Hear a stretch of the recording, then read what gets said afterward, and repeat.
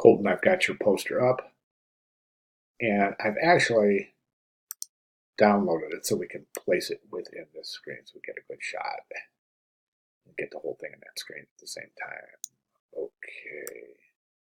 Let me just do this to get rid of that background. That's perfect, right? Okay, let's go ahead and take a look. So the first thing I want to do is take a look at the requirements, make sure all the requirements are here. So this is, of course, from the assignment page itself, the assignment instructions page. So the object must be dominant. Right now, the object is not dominant. The dominant element on this layout is this big circle right here. So that's in direct competition with the image. Now remember, the image must be dominant. The image must be, so you can show it big if you want. You can crop it out and do whatever you want. But let's get a really super interesting shot. I don't think that's the most interesting shot of the printer. I mean, just think about really an interesting crop or a really super interesting shot of a printer.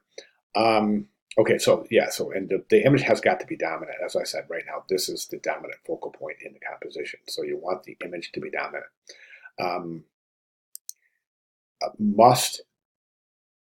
Object must be shown with someone using it or interacting with it.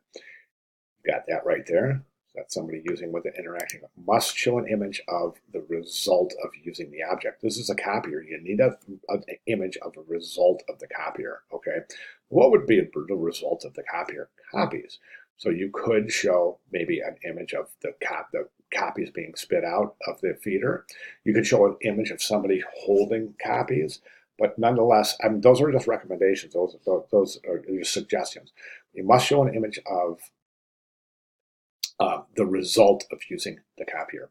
Must show at least two components. Now you've got this component copy and print buttons, but those aren't part. These are a keyboard. I was looking at keyboard keys. Those aren't components of the copier. These are the components of the copier. So you need to include components of the copier in the layout.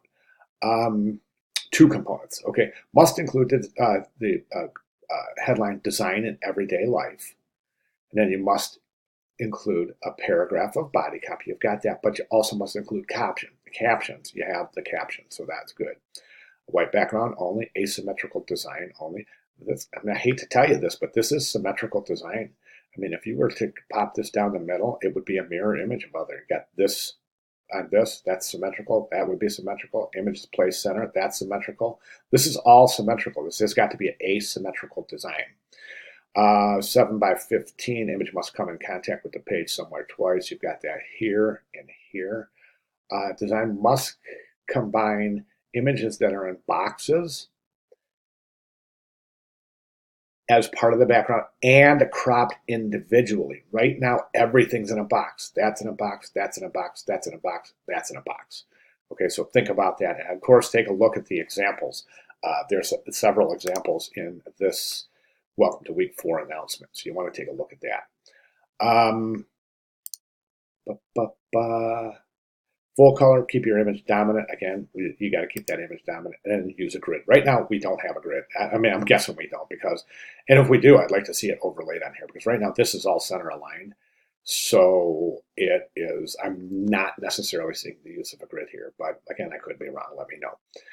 Okay, let's take a look at, okay, first of all, let's go over to the announcements. I really need you to think about viewing all 4 of these announcements. Whoop, didn't want to do that. I opened that by accident, but these 4 announcements here, 1, 2, 3, 4, these are really going to show you to a great degree how to successfully complete this assignment. So I would definitely recommend you take a look at those 4 videos.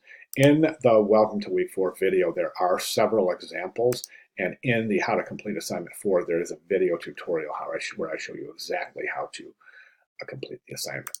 Okay, let's take a look at the typography and the layout.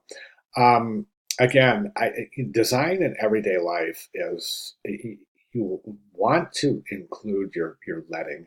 I'm sorry, your kerning. Remember the kerning. We worked for 2 weeks on kerning, but I don't see any kerning here associated with optimal kerning tips and tricks as we learned in week 1 and 2. So you definitely want to get that kerned out. As far as the this type, I think this type is done. This paragraph is set pretty well. Good rags, good nice color, good leading, good kerning. That's a nice looking paragraph right there. Okay, as far as the layout itself goes, the layout right now looks like it's got everything's in boxes. It's just like you want to place everything in boxes. And that's kind of an attribute of student designers. Student designers want to put things in boxes. Remember, we want to create a synergy. We want to create a nice open relationship between the elements in the composition and the composition itself. So by placing things in boxes, for example, it creates a degree of separation as opposed to incorporating a synergy. Okay, and simply removing that blue box is going to create that synergy. Just to create a nice harmony in this page, I would remove boxes. Okay, I would remove that blue box there. I would think about open cropping as opposed to placing everything in boxes. This is a box, but basically we have 4 different areas of the poster. We have this area, which looks completely different than this area, which looks completely different than this area. So we have 1, 2, 3, 4 different areas as opposed to the examples. Look at this example. I mean, that's gorgeous, right? And I explained that really in detail. All 4 of these I explained in that 4th video, how to complete assignment 4. So definitely want to take a look at that. Okay, so those are my recommendations. If you have any questions, comments, concerns, let me know. I'll be glad to clarify anything. But I'd like to see those changes reflected. You can also really try to get interesting with this composition here, this typographic composition. I mean, right now I think that every day is just pushed really way far out. If you want to use a composition like this, think of alignment. Remember alignment. What I'm going to do right now is I'm just going to grab my straight edge, and I want to show you something, maybe a tip on alignment right here. Watch the right end of this. Okay, if we take this, design in everyday life, and we just create one focal point of alignment right here. As we can see, the I is not aligned with anything, the E is not aligned with anything, and the L is not aligned with anything. We can see that if we check, right? Well, what I would do is I would come on right over here at the end of the I, use that as your alignment. So you can pull that in here, align it in with either the I or the G. Let's say the beginning of the G. So that aligns there, life aligns there, and then that can get pulled in and be aligned randomly since it's offset a little bit. Okay, all right. Any questions at all, please let me know. Thank you very much.